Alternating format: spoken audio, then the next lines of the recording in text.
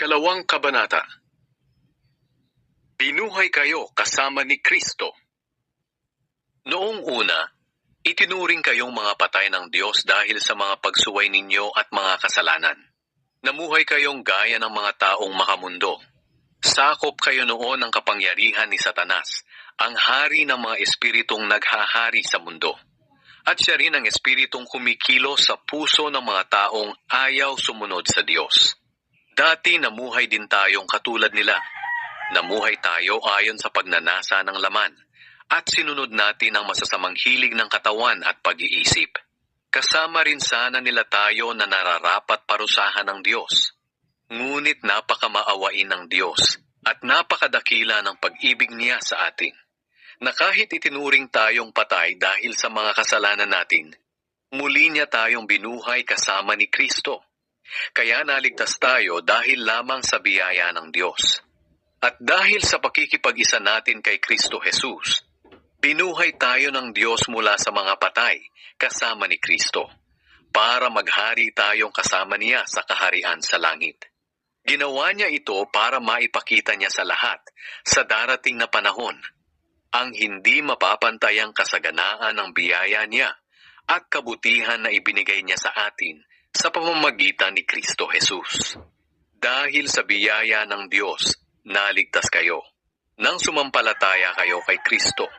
Kaloob ito ng Diyos at hindi galing sa inyo. Hindi ito nakasalalay sa mabubuti ninyong gawa para walang maipagmalaki ang sinuman. Nilikha tayo ng Diyos at sa pakikipag-isa natin kay Kristo Jesus, binigyan niya tayo ng bagong buhay para gumawa tayo ng kabutihan na noon pa'y itinalaga na ng Diyos na gawin natin.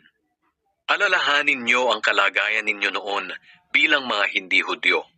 Ipinanganak kayong hindi mga Hudyo at sinasabi ng mga Hudyo na wala kayong kaugnayan sa Diyos dahil sa hindi kayo katulad nila na mga tuli.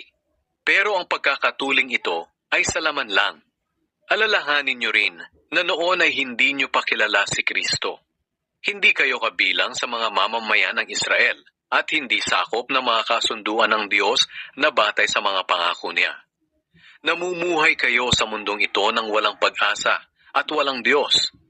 Ngunit kayo ngayon ay na kay Kristo na. Malayo kayo noon sa Diyos, pero ngayon ay malapit na kayo sa Kanya sa pamamagitan ng dugo ni Kristo. At sa pamamagitan ng kamatayan niya, pinagkasundo niya tayo. Pinag-isa niya ang mga Hudyo at ang mga hindi Hudyo sa pamamagitan ng paggiba sa pader na naghihiwalay sa atin. Ang pader na giniba niya ay ang kautusan, kasama ang mga utos at mga tuntunin nito. Ginawa niya ito para pag-isahin ang mga Hudyo at hindi Hudyo, nang sa ganoon ay magkasundo na ang dalawa. Ngayong iisang katawan na lang tayo sa pamamagitan ng kamatayan niya sa krus, winakasan na niya ang alitan natin at ibinalik niya tayo sa Diyos. Pumarito si Kristo at ipinahayag ang magandang balita na nagbibigay ng kapayapaan sa inyong mga hindi Hudyo na noong unay malayo sa Diyos, at maging sa aming mga Hudyo na malapit sa Diyos. Ngayon, tayong lahat ay makakalapit sa Ama sa pamamagitan ng iisang banal na Espiritu dahil sa ginawa ni Kristo para sa atin.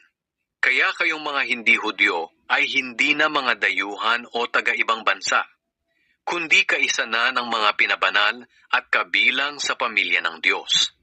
Tayong mga mananampalataya ay katulad ng gusali na ang mga haligi ay ang mga apostol at mga propeta, at ang pundasyon ay si Kristo Jesus. Sa pamamagitan ni Kristo, ang lahat ng bahagi ng gusali ay nagkakaugnay-ugnay at nagiging isang banal na templo ng Panginoon. At dahil kayo ay na kay Kristo, bahagi na rin kayo nitong gusaling itinatayo, kung saan nananahan ng Diyos sa pamamagitan ng Kanyang Espiritu.